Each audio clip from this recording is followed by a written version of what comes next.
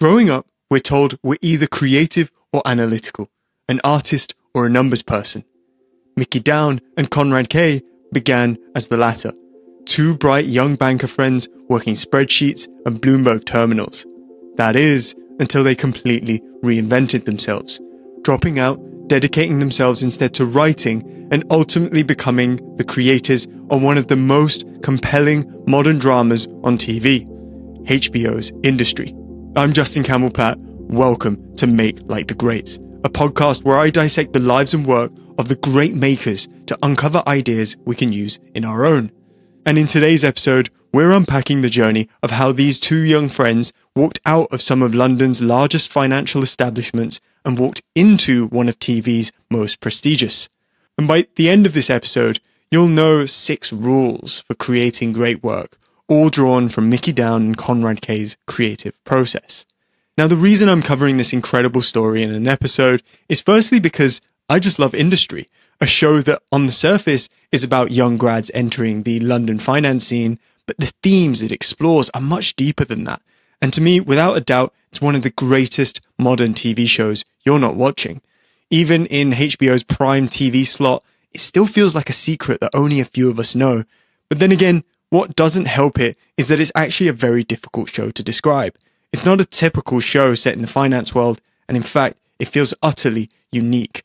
But when it does get compared to anything, it gets compared to one of the greatest shows that's ever graced TV, Mad Men, which is something that Down and Kay aren't shy at all about, as we'll learn later on. But if I were to add some colour to this comparison, I'd say that if Mad Men was Muhammad Ali, elegant, genre-defining, even graceful, then Industry is Mike Tyson, explosive, unrelenting, and raw. Both shows are about people not feeling they've arrived despite being in a corporate setting that keeps telling them they've arrived, except now it's less of a stylish slow dance and more of an all-out sprint. Still, Industry looks and feels unlike anything else on TV. It's earned its place amongst prestige dramas with its performances, its incredible soundtrack, God, that soundtrack, and writing that makes the world feel real. It's flooded with detail, sitting you right in the middle of the banking trading floor, thanks in part to Down and Kay being so specific in the show's set design, fashion department, but also in the dialogue they write, both for the characters participating in the main plot and for the characters' often hilarious off-screen dialogue that you'll hear thrown around the trading floor. But what's most impressive to me was learning about how young both these show creators were, how they started their careers in finance rather than in a creative space. And all of this to say, they basically created a piece of prestige drama on their first go around. Now, usually on this podcast, I dig into a biography, but this time, since there isn't one yet, I've instead spent over 100 hours studying the interviews, panels, and podcast appearances that feature Mickey Down and Konrad Kay, which is where I'll be pulling a lot of my quotes from. And honestly, this was such a pleasure for me to do because these two are so giving and share so much, so honestly about the process of creating a show like this. So if you want to check out those sources, I'll link them all in the description below, along with any other media I might reference throughout the episode. But before Mickey Down and Konrad Kay ever became HBO showrunners, how did they meet? How did they become friends? And what made them give up the safety of finance to bet everything on storytelling? Well, Mickey Down and Konrad Kay first crossed paths at Oxford University in 2007, with Kay being a year ahead, Down just arriving. They quickly became good friends, bonding not over late nights in the library or shared lectures, since, by their own admission, they didn't do much work at all. But instead, they bonded over films, conducting many late-night screenings of movies they loved together. And this is fun to hear because this is actually not too dissimilar to the way I bonded with most of my friends that I've kept since my university experience. Neither Kay nor Down would call themselves artists then either, and with both of them coming from families that valued what Kay would describe as practical success. Quoting Kay directly, he notes, "Mickey's mother is Ghanaian and my mother is Polish. So the moment you leave university, you need to figure out how to make the most money you can as quickly as you can. Banking, to them, seemed the gold standard route. Young grads in the late 2000s lured by its glossy allure. As Down, who joined a London bank's M&A department, recalls, "I had visions of Hermès ties and nice suits. For a while, that vision sustained him." Again quoting Down, "Everyone wore ties and really nice suits, and had very shiny shoes. Even if you're working till 2 o'clock in the morning, you look around and everyone is still wearing their suits and ties. That can surprisingly sustain you for a long time." Kay, who went into sales at Morgan Stanley, admits the same seduction grabbed him. "It felt incredibly high status. It was the goldest medal you could achieve. It was an instinct to want to be part of a club. And when you're 21, that's even stronger, especially if they're telling you that this is the best club, that you'll make loads of money, and that everyone will think you're great." All that said, neither truly embraced the banker life. Down soon realized he was pretty ill-suited to it. One day, he looked around the office and noticed something fascinating and terrifying. The layout of the floor mirrored the company's hierarchy. Junior analysts sat at one end, each promotion moved you closer to the far wall. His future, 10, 20 years ahead, was visible across the room. And staring across that floor, Down realized he didn't like what he saw. In his own words, "What's the point of 100-hour work weeks if all you get is a bigger paycheck and a different desk?" And so, only after a year, he quits, noting that the reason for leaving the bank was twofold. First, "I'm not good at it. Second, it's going to be the detriment of my soul." In fact, during the year that Down spent working in finance, a colleague of his turned to him and said, quote, "Mickey, you realize you don't actually like finance? You like finance films." Kay stuck it out for a bit longer, but 3 years in, his boss, who allegedly genuinely liked Kay, told him, quote, "I sit next to you for 12 hours a day. I think you're a great person, but you are categorically the worst salesperson I've ever met in my life. I need to let you go. It's not personal. Just get out of here and do something else." That said, Kay was already 1 foot out of the door. In Kay's own words, "Working for a bank is hard and tends to involve either utter boredom or near constant terror, and usually a mingling of both." But even when Kay began to drift, his job wasn't without moments of joy. The morning market emails, the updates he wrote for clients, for example, grew longer, funnier, more literary. In Industry, they actually turned this into a bit of an inside joke when sales manager Eric turns to one of the young main characters, Rob, and says, "Nobody reads that email. It's getting denser than Dostoevsky."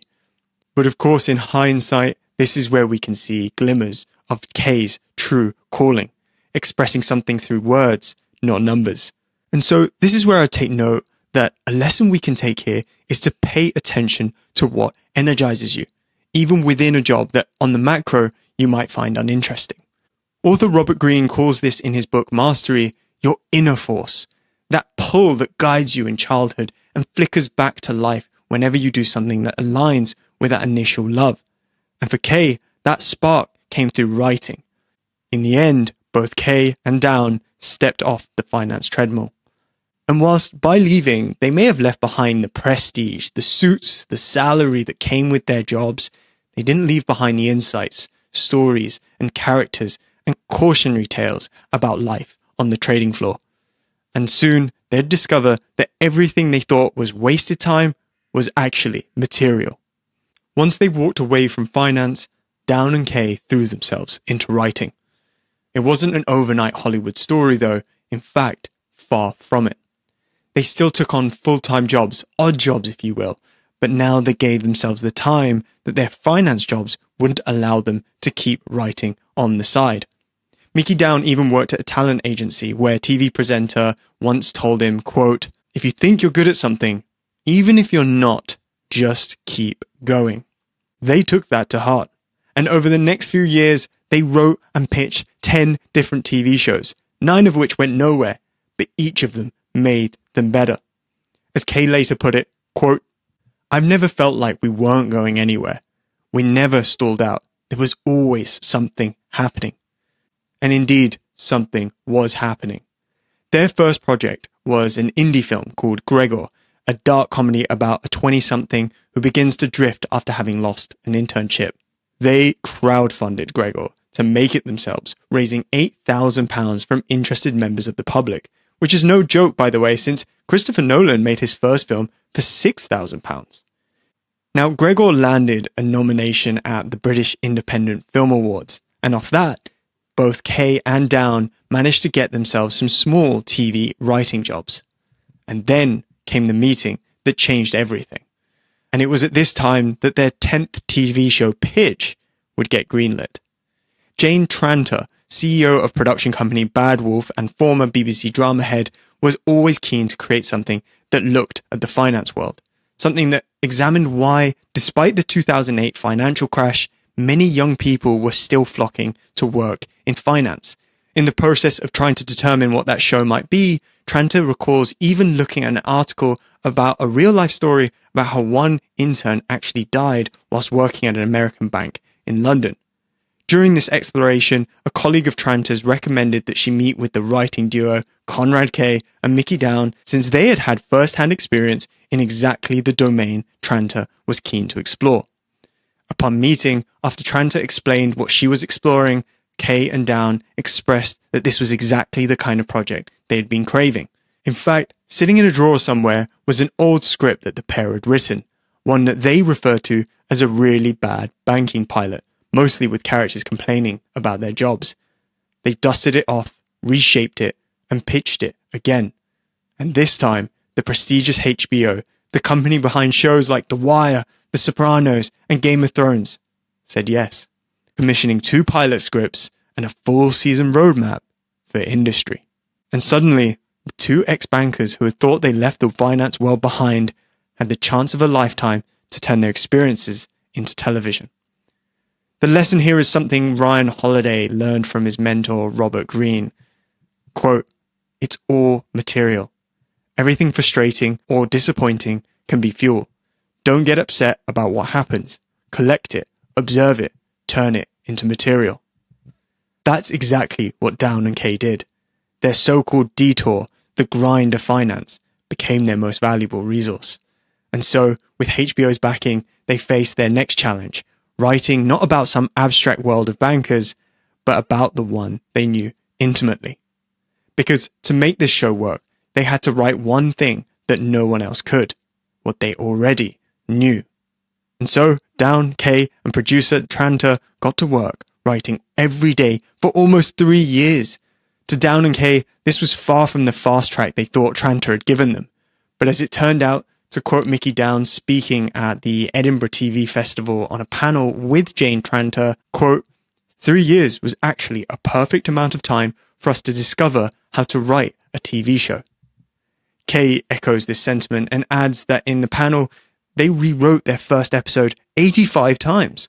Quote, "To your credit, Jane, I think you did a very smart thing of incubating us and making us feel like the next draft would be the one that would really unlock something." So immediately a lesson here might be that on a journey from one career path to another, which Down and Kay did successfully, even once we've made it, we shouldn't rush the process of becoming. In the book Mastery, which I have to go back to here, Robert Greene outlines the process of achieving mastery. First, of course, comes from identifying that inner force that's driving you to your life's task. But following this, Greene advises that we should look to be an apprentice in the craft of this task. To quote Greene directly, "After your formal education, you enter the most critical phase in your life, a second practical education, known as the apprenticeship. Every time you change careers or acquire new skills, you re-enter this phase." So whilst Kay and Down might have been eager to step into their roles and simply be the writers of their own show, they were actually still needing to do some learning and growing beforehand. As author Austin Kleon would write in his book, Keep Going, quote, "Forget the noun, do the verb. Let go of what you're trying to be and focus on the actual work you need to be doing. Doing the verb will take you someplace further and far more interesting." That's exactly what they did. They kept writing. At first, their drafts were too bitter, too much about how soul-crushing banking was. After all, they had only just left it. Now, in Tranter's eyes, sure, these drafts were authentic, but ultimately, they were lifeless. So she asked them one question. What drew you there in the first place? Tranter wanted to understand the seduction, not just the scars.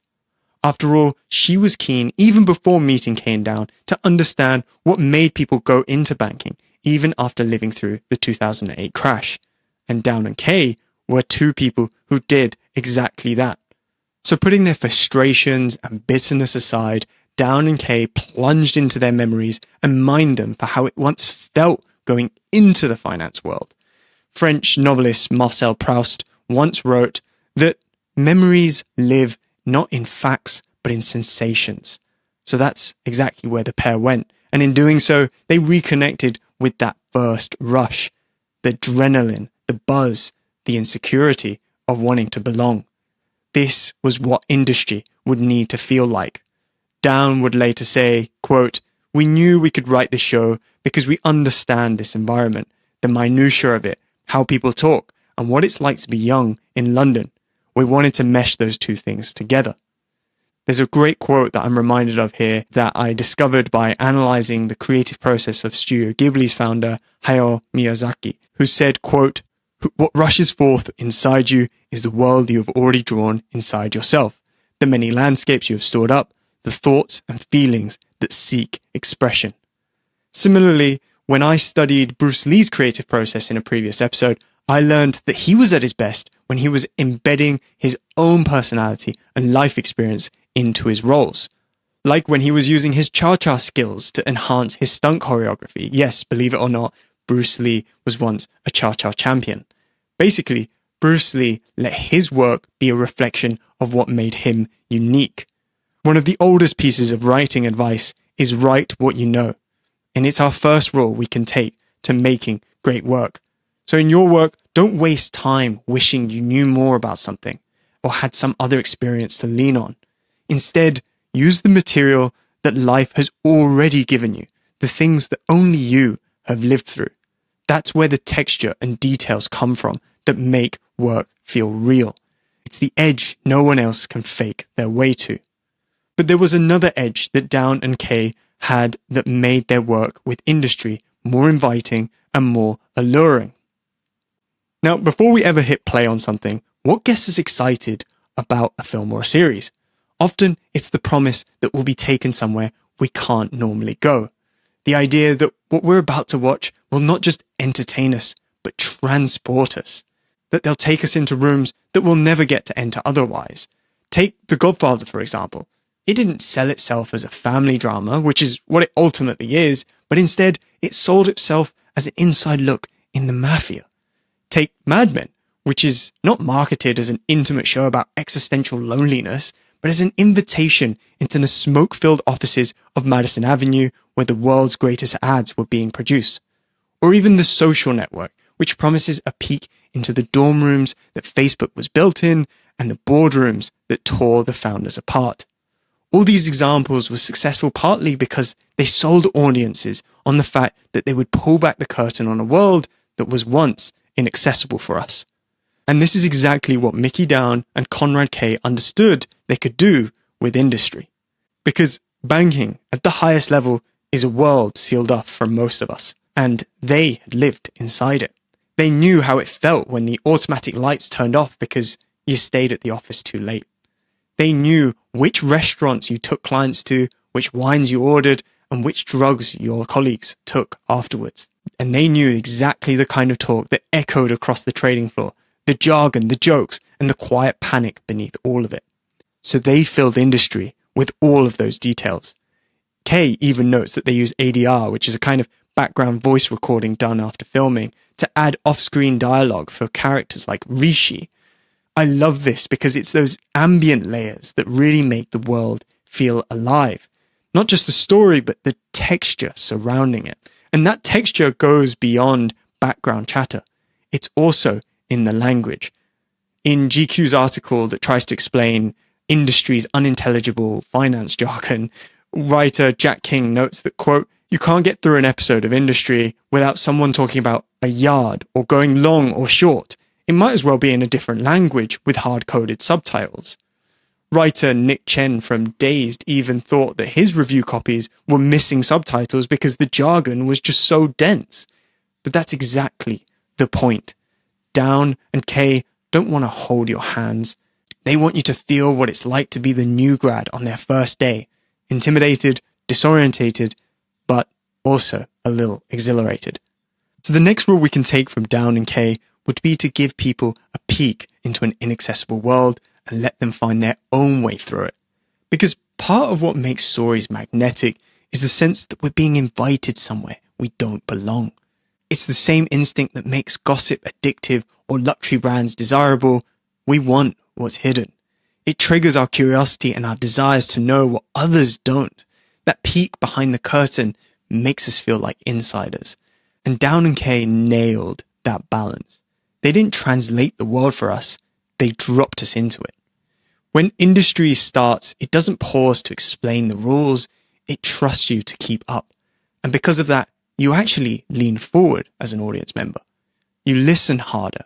You feel the thrill of earning your bearings in the new world.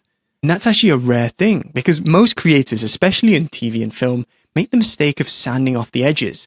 They over-explain, they tell you everything, worried that you won't keep up. But in doing so, they rob you of the mystery that made the world compelling in the first place. As Nick Chen perfectly put it when comparing industry to Mad Men, quote, "In Mad Men, I have too much comprehension of how to work at Sterling Cooper, especially when half of them only seem to wine and dine clients."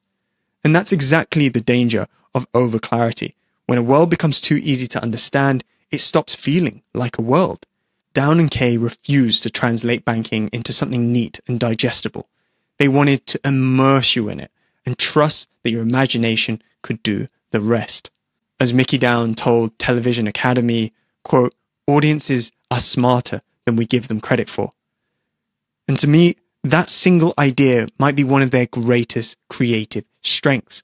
Because by not underestimating audiences, like so many modern production executives seems to do, you give people depth, color, and a mystery for people to feel good about when they solve it themselves. So when you're building a product, writing a story, or crafting an experience, don't flatten the mystery to make it simple. Invite people in. Give them the thrill of exploring a world they wouldn't normally see. Because when they have to fill in the gaps themselves, they don't just understand your world, they start to feel that they belong to it. To quote the magician Borden from Christopher Nolan's masterpiece, The Prestige, when teaching a child how to do a magic trick and perform a magic trick, he says, "Never show anyone. They'll beg you and flatter you for the secret, but as soon as you give it up, you'll be nothing to them. The secret impresses no one." But when pulling the curtain back, it's not just the world that holds audiences' attention, it's the people moving through it too. Their drives, their flaws, their contradictions. And that brings us to the third rule that Mickey Down and Konrad Kay have for making great work, which is to study human nature. A phrase that comes to mind when I watch industry is that you have to give them sugar so that they'll take the medicine. Or maybe another way to put it is you have to sell them the sizzle, then you give them the steak. And while giving people a peek into an inaccessible world is a great form of sizzle, it's true that people also want the steak. They just need the sizzle to get to it. With industry, the finance world, the glamour, the adrenaline, that's what draws you in. That's the sizzle. But the psychology, the character, the deep human parts, that's what keeps you there. Mickey Down and Konrad Kay deeply understand this, and their display of it is what makes the show so great. But in an interview with IndieWire, Konrad Kay notes, quote, "We were so afraid of being cliché that we didn't want to lean on what you'd think as more conventional storytelling.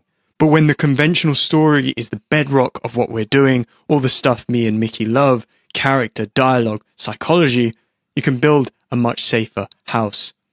What Kay admits to here is that their desire to be documentarian, to simply observe the world and let the world speak for itself, did create a following around its punk rock-like nature, but to improve the show and really grip people, they needed to more intentionally zoom in on the human parts the show seemed to stumble into in the first season. Kay even brings up a note they got from a HBO executive who was reading the scripts from season 1, who said to them, quote, you guys are incredible interior decorators, but you have no idea how to build a house. In a sense, Mickey Down and Konrad Kay became masters at the sizzle, but in order to keep you around, they had to make sure their stake was substantial.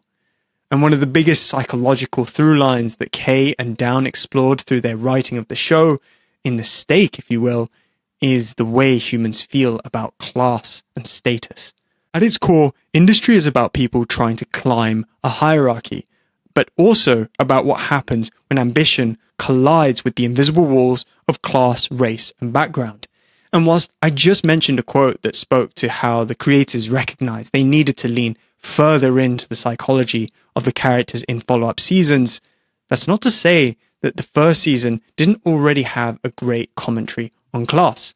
Let's take one of the main characters, Rob, who arrives at the show's fictional bank, Pierpoint, as an Oxford graduate, but interestingly, also from a working class background, which means on paper, he's made it. In a sense, he got his foot through the door, but really, he's not on the inside. From episode 1, you can feel the class tension around him. A colleague jokes about his dark suit, which is apparently a signal that Rob is already from a different background. That's new. Yeah, you look like regional nightclub security. Stag do security. Actually, let me just do that for you before you embarrass yourself in front of your peers. You see, what you've done there is actually erect a billboard to how gauche you are. Yeah, nice one. Robert Ware's Ted Baker, ladies and gentlemen, just so you know. As Konrad Kay explains in an interview with the wonderful podcast Tasteland, quote, "A lot of the show is about uniform and about performance of identity. Rob comes in dressed the wrong way. The question is he going to learn to dress the right way and be accepted? Even when Rob later gains access to the worlds of power and influence, the people above him still remind him of where he came from. Kay and Down write Rob's entire arc to be powered by his desperate need to belong to a world that keeps reminding him that he doesn't. His ambition isn't just about money, it's about status, about wanting to be validated by those perched above him. Then there's Harper, arguably the show's sharpest lens for exploring the same drive. Interestingly, when Mickey Down and Konrad Kay actually talk about Harper in these interviews, they never frame her as just a protagonist. They frame her as more of a psychological lens. As Kay told Collider, quote, "We always knew Harper was the emotional entry point into this world. She's an outsider coming in, someone who has to navigate these invisible structures of power and class, and through her, we could explore both the thrill of entering this world and the cost of trying to belong in it." And I think the key word to take note of there is explore. You know, Harper's storyline isn't just there for drama, it's there so Kay and Down can examine the very accepted way in which humans rationalize their ambition, chase status, and try to rewrite their identities. They write Harper as someone who believes deeply that success will transform how others perceive her. As Down told Tasteland, quote, "Harper is constantly thinking that if I make money, it will provide an ocean between me and my past. What that attitude doesn't really realize is that there are all sorts of markers she's never going to be able to get."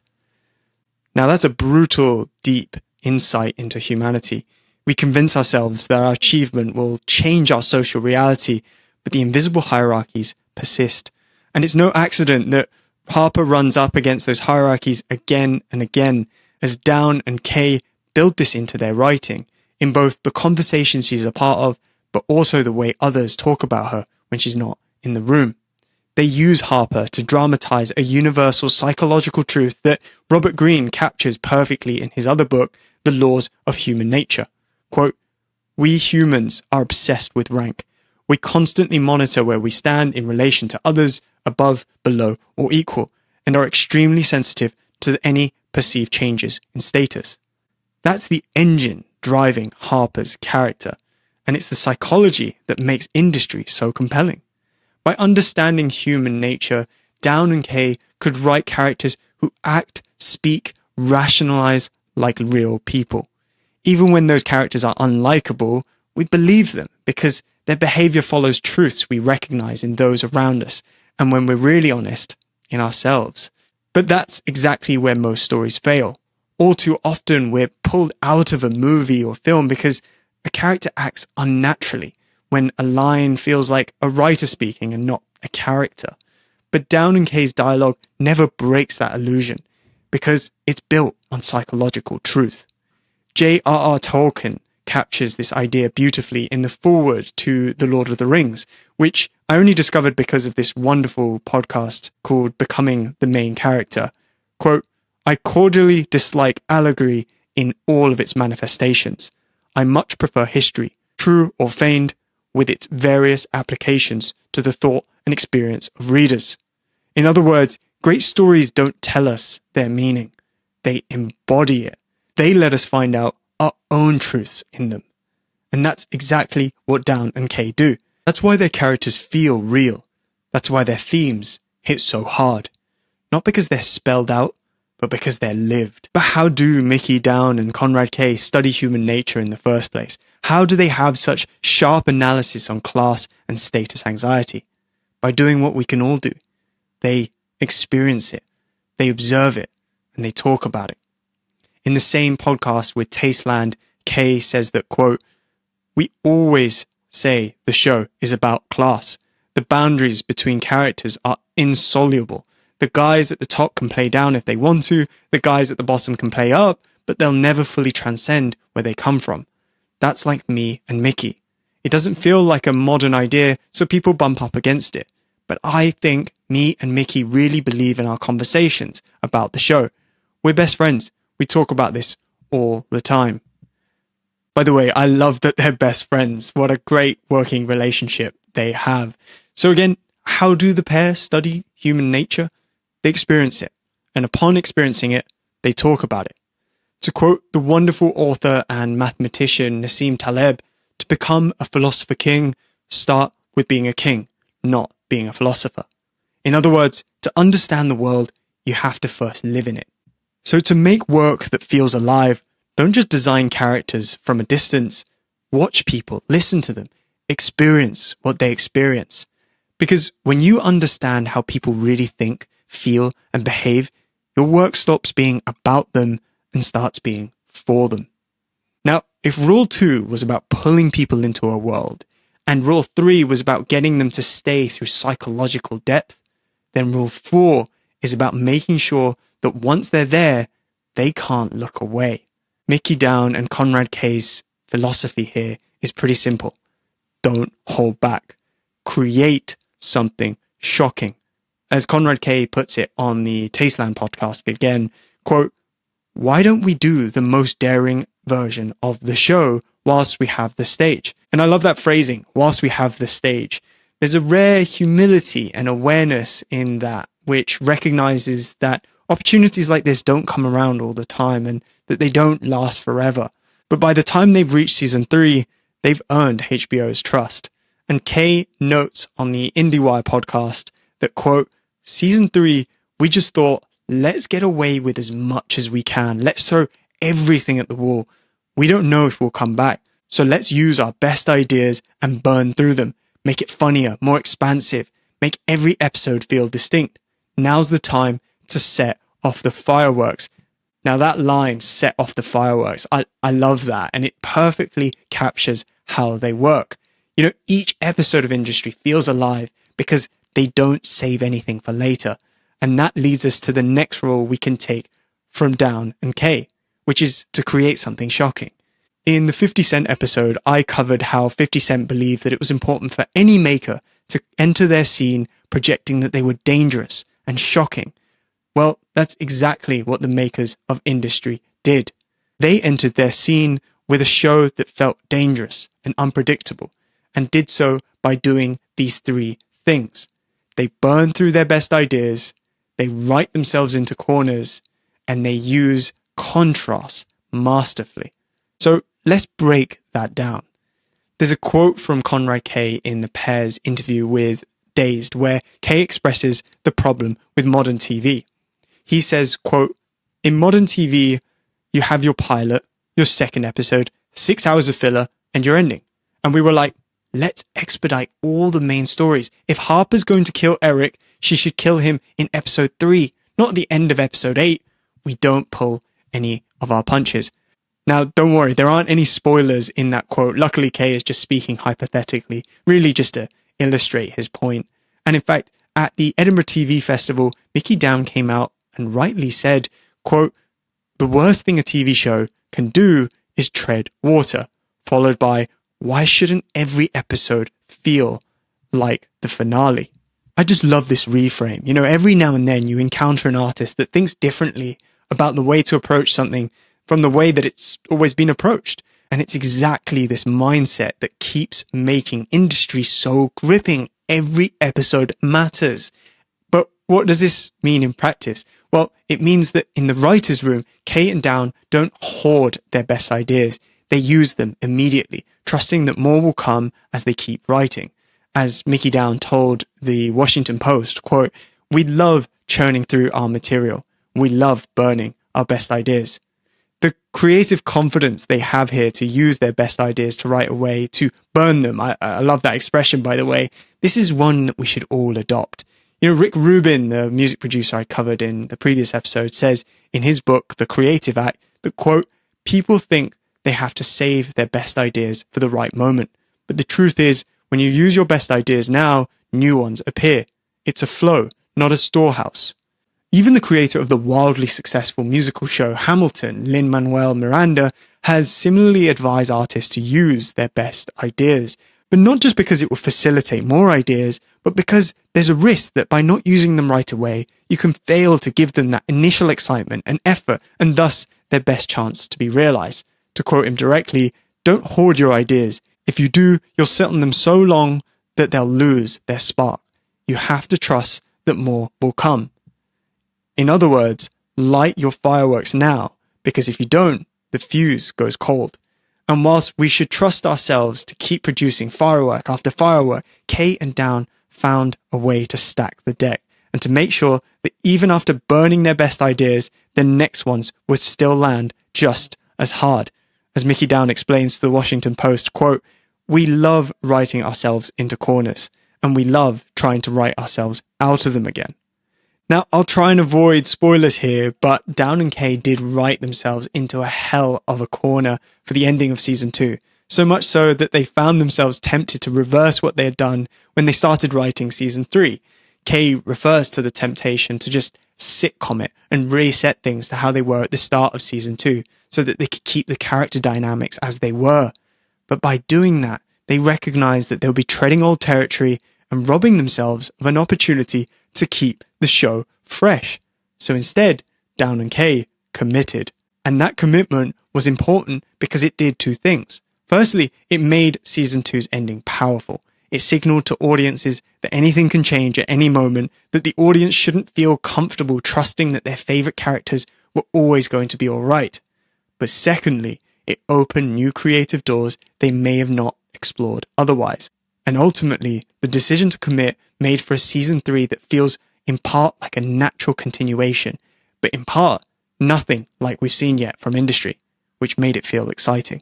Walter Murch, the legendary film editor of Apocalypse Now and The English Patient, used a similar approach when editing films.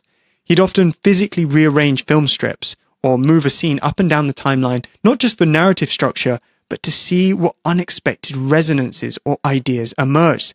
He called it thinking with your hands. Like Kay and Down, he recognized that corners aren't traps, they're pressure cookers. They force invention. They make you braver than you'd otherwise be. And putting yourself in a corner on purpose can be a creative power move. Because when there's no easy escape, you have to invent your way out. And that's where the ideas you would have never thought otherwise exist.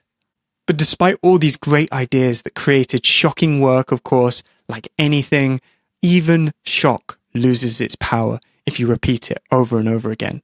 Psychologists call this habituation. The more we're exposed to the same stimulus, the weaker our reaction becomes. Essentially, if every minute is a firework, eventually it'll all just become loud noise. Down and Kay understood this. So to keep the show fresh, they balanced the chaos with calm. As Down explains in November Mag, "I think the reason that episode 2 of season 3 is good is because it's not like there's a fire alarm going off. Otherwise, the show could run the risk of being repetitive. We've done so many episodes where it's a ticking clock. The surprising thing about that episode is that it breaks away from that formula. That's contrast at work. The wonderful interior designer Ilsa Crawford often talks about how contrast gives space rhythm. In her own words, quote, "If everything is loud, nothing stands out. You need contrast, soft and hard, light and dark, to make spaces feel alive." It's the same with storytelling. If every moment is at full volume, then it's all just noise. It's the quiet next to the loud that gives your work rhythm and meaning. And that's the beauty of Down and Kay's approach. The result is the show feels alive, unpredictable, like anything could happen at any time. And that's what keeps audiences hooked. Now, here's a question worth asking yourself as a creator. Do you see references as cheating or as creative fuel? Because Mickey and Konrad Kay, they treat references like oxygen. They're not shy about it. In fact, they wear their influences on their sleeve, lovingly and deliberately. Now, I mentioned earlier that Industry often gets compared to Mad Men, but what's fascinating is that this wasn't a coincidence made by critics. It was intentional. And Down and Kay aren't shy about the fact that they learned how to create prestige TV by studying prestige TV. In fact, this process never ends, as they talked about themselves rewatching Mad Men during the pandemic, but this time through the lens of experienced screenwriters, having already written and produced season 1 by this point. Mickey Down says in an interview with Dazed that, quote, "With Mad Men, we realized how simple some of the storytelling is. Some of the episodes are literally A to B to C to D, but the dialogue's incredible. The realization of the world, the themes, the motives, everything's so good." He then admits, "There's stuff in season 1 we overcomplicated. Some people said it felt punky, like you're watching something original and raw, but sometimes it confused the heck out of people." And that's such a telling quote, because that's not imitation, that's analysis. They weren't trying to copy Mad Men, they were studying its rhythm. As GQ's Fraser Tharp put it, quote, "If there's one all-time classic series that sits head and shoulders above any reference point, the one the industry really wants to be a spiritual sequel to, it's not Succession, it's Mad Men." And once you know this, you can't unsee it. It's everywhere. The dynamic between Harper and her mentor boss, Eric, that's Peggy and Don. Yasmin being more useful because of her connections than her skills, that's Pete Campbell. The flashbacks in season 3 that bit by bit reveal the key to understanding a larger mystery throughout the story, that's straight out of Mad Men's playbook. Sometimes they even nod to their influences more directly. In one key moment, someone utters the line, "Shut the door, take a seat." And for any Mad Men fans, you know that this isn't just a throwaway line. It's one of the most iconic moments in the entire Mad Men series, and it's literally the title of the show's season 3 finale. It's a line that's uttered 3 times to start pivotal conversations that form a secret alliance and make a move that changes the entire dynamic of the show. But by using that exact line at a key turning point in Industry season 2, Kay and Down are signaling the same narrative inflection point, a moment when alliances shift and the entire show pivots to a new chapter. But unlike Mad Men, the plot just doesn't play out in the same way and instead takes an unexpected turn. So by using that reference, they create a certain expectation for audiences, only to subvert those expectations and say something more meta about reality versus drama. Because that's what great artists do. They use the language of what came before, not to imitate, but to bend it towards their own meaning.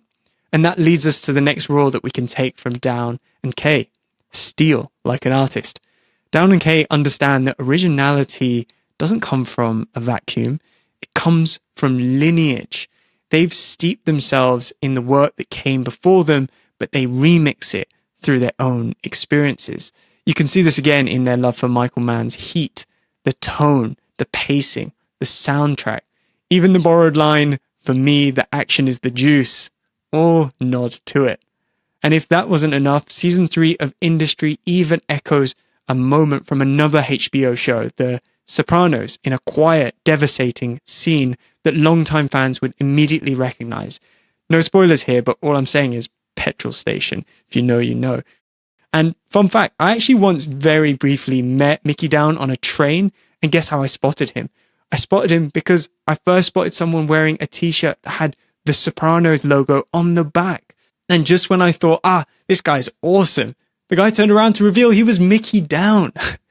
Ultimately, these creators are steeped in the work that came before them, paying homage to their influences whilst making something unmistakably their own.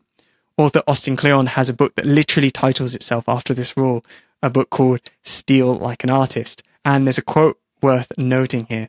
It reads, "Don't wait until you know who you are to get started. Steal from anywhere that resonates with inspiration or fuels your imagination." And that's exactly what Kay and Down do. They don't steal the surface of something. They steal its structure, its rhythm, its emotional truth. Then they rebuild it to say something new.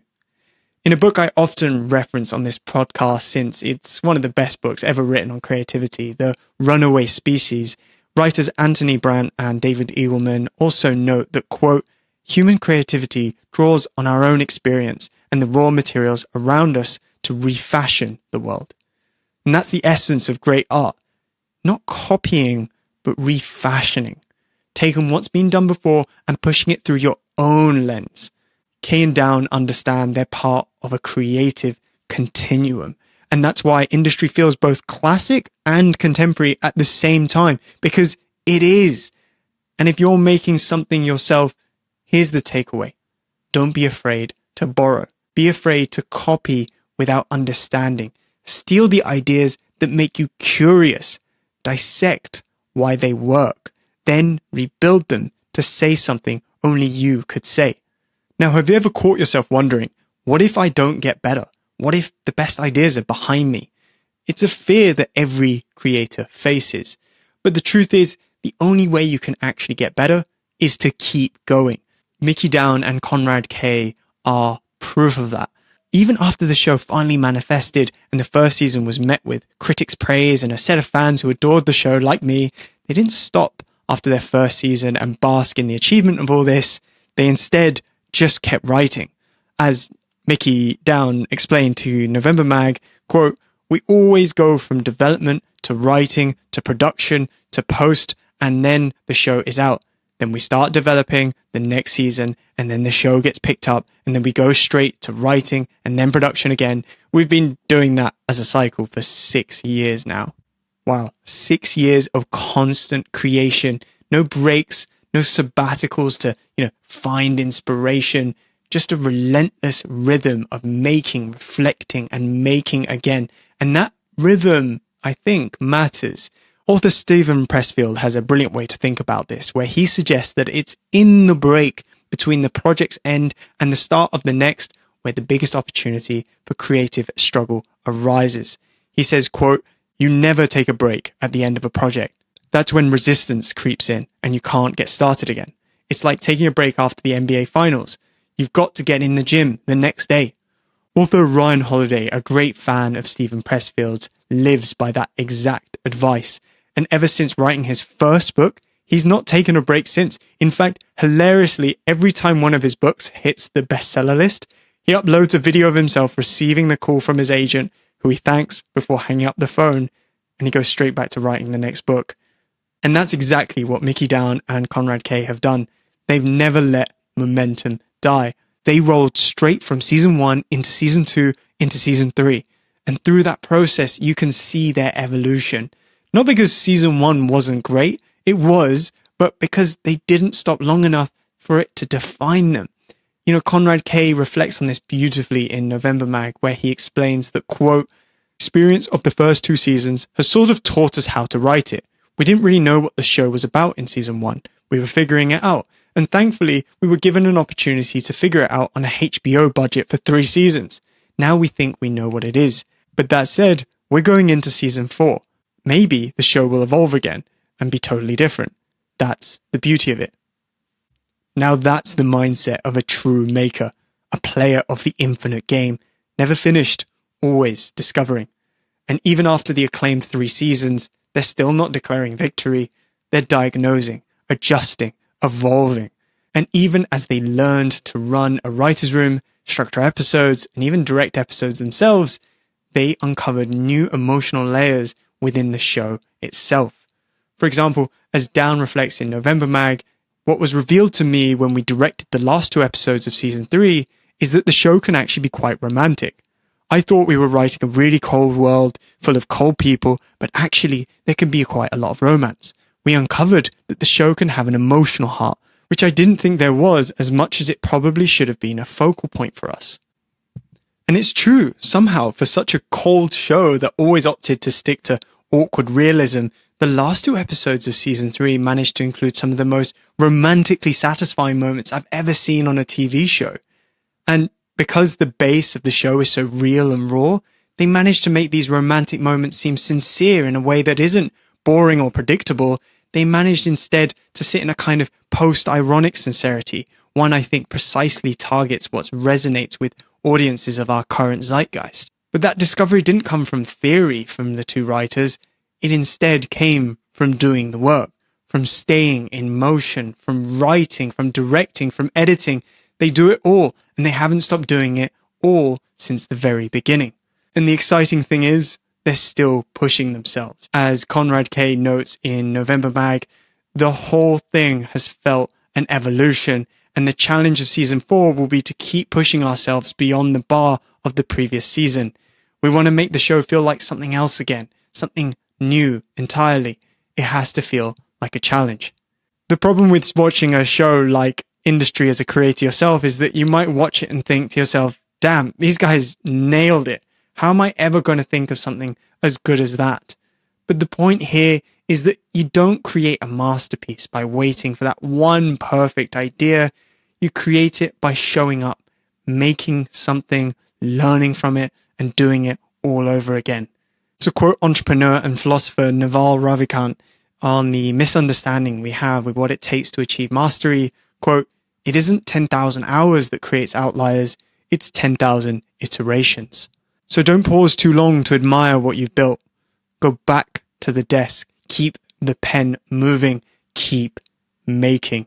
What makes Mickey Down and Konrad Kay's story so powerful, and why I felt compelled to make this episode, is that it's proof our identity isn't fixed. At one point, these were 2 guys sitting behind Bloomberg terminals, wearing Hermès ties, watching their future stretched out desk by desk, all until they decided to rewrite the script. They didn't wait for anyone to call them writers, they just started writing. And they kept writing through 9 failed pitches, 85 drafts of a pilot, and even after success, they kept going. And by doing that, they didn't just create a show, they created a new version of themselves. It reminds me of Austin Kleon's line we learned earlier, forget the noun, do the verb. Stop worrying about being a creative, a writer, a filmmaker, an artist. Just write, just make, do the thing. That's what takes you somewhere new. And honestly, Kay and Down lived that advice to the letter. As Mickey Down once said in an interview reflecting on their early years, we never stalled out, there was always something happening. And that's the heartbeat of great work. Motion. When we're starting out though, it's hard to keep going, especially if we don't have a friend working alongside us, just as Kay and Down both did. Austin Kleon even wrote a whole book called Keep Going to address this common creative difficulty. So to help, I actually put together a beautiful printable poster featuring the 6 rules we've covered in this episode, which you can download for free from the link in the description, print out and stick up in your workspace to remind you how you can create great, compelling work. And with that, I've been Justin Campbell Platt. Until next time, keep making like the greats.